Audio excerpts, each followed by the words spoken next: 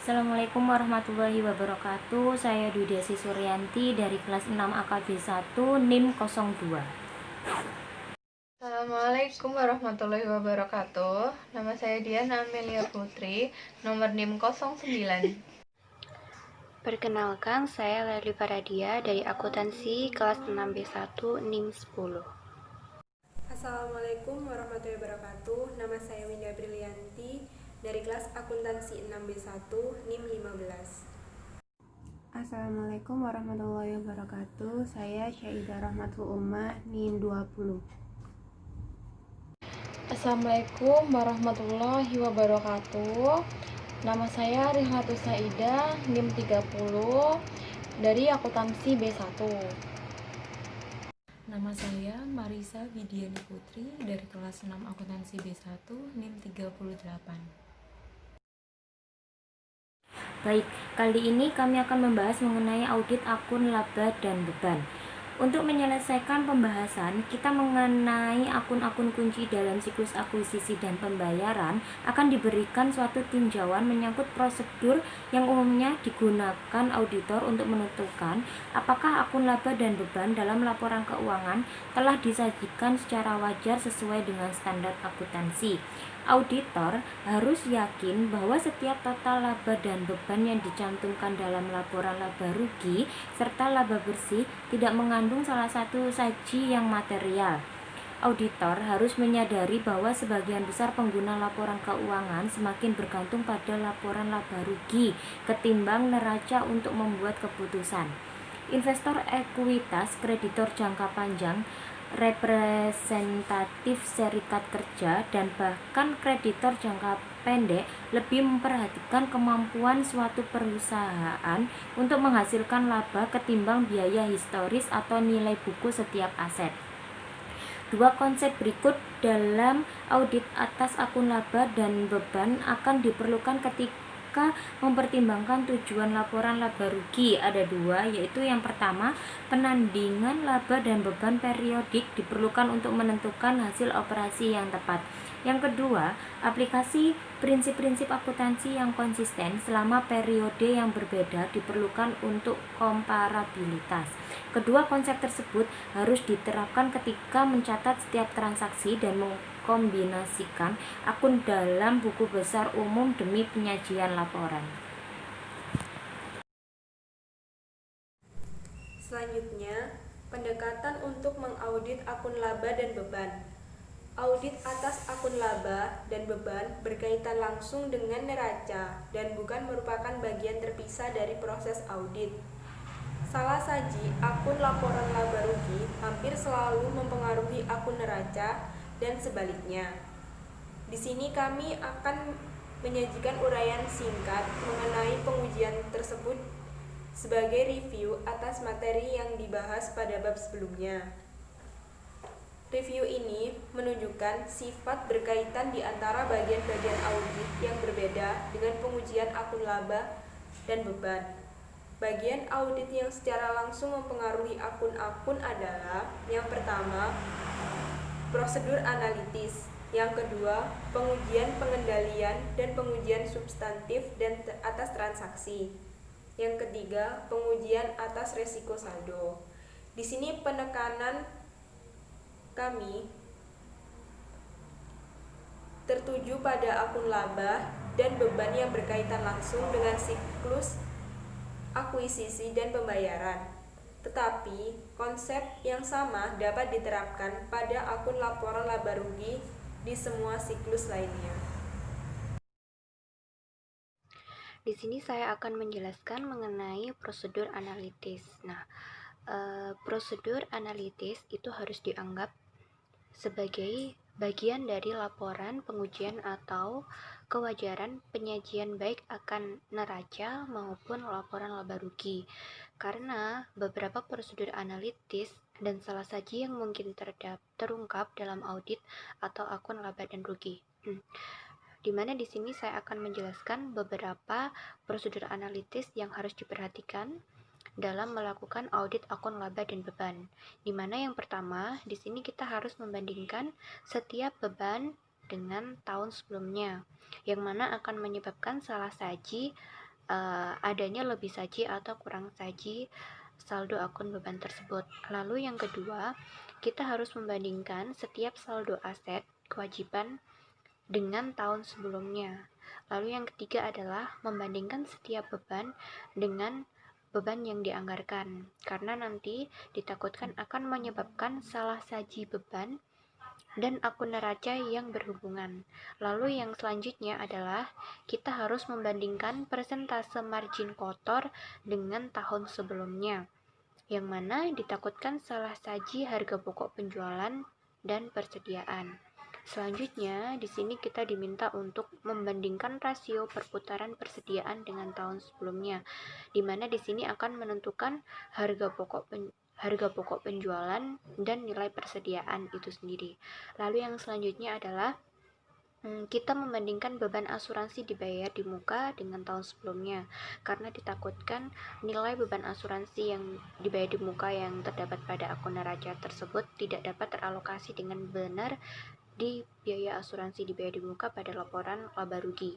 Lalu selanjutnya adalah membandingkan beban komisi yang dibagi dengan penjualan dengan tahun sebelumnya. Nah, salah saji dalam hal ini adalah beban komisi yang mana tidak sesuai dengan komisi accrual yang diakui.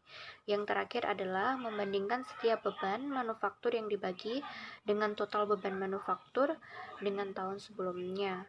Di sini salah saji yang mungkin terjadi adalah salah saji setiap beban manufaktur dan akun neraca yang saling berhubungan.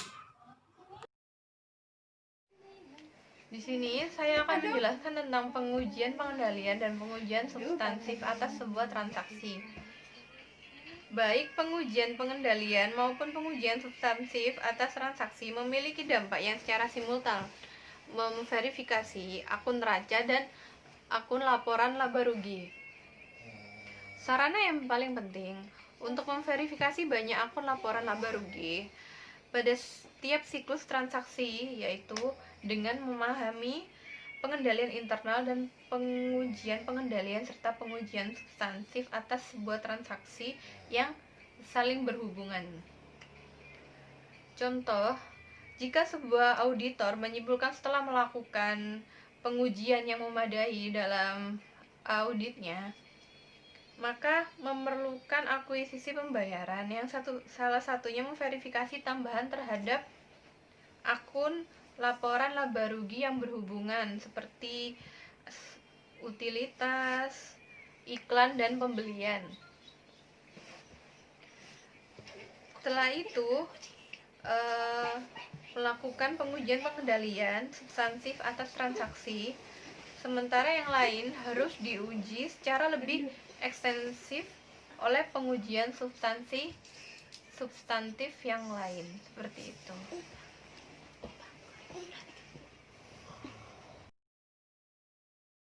Saya akan menjelaskan tentang pengujian atas rincian saldo analisis beban. Analisis akun beban atau expense account analysis melibatkan pemeriksaan auditor terhadap perdokumentasian yang mendasari setiap transaksi dan jumlah yang terdiri dari rincian total akun beban. Dokumentasi itu sejenis dengan yang digunakan untuk memeriksa transaksi sebagai bagian dari pengujian transaksi akuisisi, termasuk faktur, laporan penerimaan, pesanan pembelian, dan kontrak. Gambar 19.4 mengilustrasikan schedule audit khusus yang menunjukkan analisis beban untuk beban hukum. Meskipun analisis akun beban berfokus pada transaksi, pengujian tersebut berbeda dengan pengujian pengendalian dan pengujian substantif atas transaksi. Pengujian pengendalian dan pengujian substantif atas transaksi ditujukan untuk menilai risiko pengendalian. Karena itu, sebagai pengujian tersebut menguji kelas transaksi seperti akuisisi, sehingga melibatkan banyak akun yang berbeda. Dalam analisis beban dan laporan laba rugi lainnya, auditor memverifikasi transaksi pada akun-akun khusus untuk menentukan apakah transaksi itu dilakukan klien dengan sesuai, diklasifikasikan dengan benar, dan dicatat secara akurat. Assalamualaikum warahmatullahi wabarakatuh. Saya akan menjelaskan pada slide berikut ini. Di sini terdapat pada gambar 19.4 yaitu analisis beban untuk beban hukum. Di sini sudah terdapat contoh beban hukum pada tanggal 31 bulan 12 2013. Dan di sini terdapat kolom-kolom yang bertuliskan atau berjudul beban hukum dibayar kepada yang bertujuan untuk kepada siapa kita memberikan beban hukum tersebut. Dan yang kedua ada kolom atau tabel yang bertuliskan atau berjudul untuk, yaitu bertujuan kepada perusahaan mana. Yang ketiga ada tanggal, yaitu yang bertujuan untuk menulis tanggal transaksinya. Dan yang keempat terdapat jumlah, yaitu bertuliskan untuk total jumlahnya. Dan pada contoh di sini terdapat 3 nama dan 3 perusahaan, dan di bawahnya sudah dijelaskan. Yang pertama yaitu berdasarkan risalah rapat Dewan Direksi tanggal 10 bulan 1 2013 yang sudah dituliskan di atas, Squib menunjukkan kembali kausal umum dengan retainer. Dan yang kedua, pada tabel di atas dan dijelaskan pada bawahnya, surat pengacara diminta diterima tanggal 23 bulan 1 2014. Semua persoalan yang disebutkan diliput, surat itu diarsipkan dalam file audit general session. Dan yang ketiga, kita lihat di atas pada tabel tersebut dan penjelasannya, yaitu surat pengacara tidak diminta. Berdasarkan percakapan melalui telepon dengan Mr. Hall tanggal 21 bulan 1 2014, dia jarang mewakili perusahaan dan jasanya terbatas pada masalah penagihan, masalah Stars MVG ditutup pada bulan Oktober 2013 dan tidak dilibatkan dalam setiap persoalan lain yang berhubungan dengan perusahaan sejak saat itu. Saya akan mempresentasikan pada slide berikut ini, yaitu dengan asumsi pengujian pengendalian dan pengujian substantif atas transaksi memberikan hasil yang memuaskan. Umumnya, auditor membatasi analisis beban dan pada akun-akun tersebut dengan kemungkinan adanya salah uji material yang tinggi. Sebagai contoh, auditor seringkali menganalisis, dan yang pertama yaitu akun beban reparasi dan pemeliharaan untuk menentukan apakah mereka telah mencantumkan transaksi seperti properti, pabrik, dan peralatan. Dan yang kedua, beban sewa dan lease guna menentukan kebutuhan untuk mengkapitalisasi lease. Yang ketiga, beban hukum untuk menentukan apakah ada kewajiban kontingent yang potensial, perselisihan, tindakan ilegal, atau masalah hukum lainnya yang dapat mempengaruhi laporan keuangan. Akun utilitas, beban perjalanan, dan iklan jarang dianalisis kecuali prosedur analitis, menunjukkan tingginya potensi salah saji yang material. Beberapa akun beban berasal dari alokasi, data akuntansi, dan bukan dari transaksi diskret. Beban semacam itu termasuk penyusutan, depresi, dan amortisasi hak cipta, serta biaya katalog.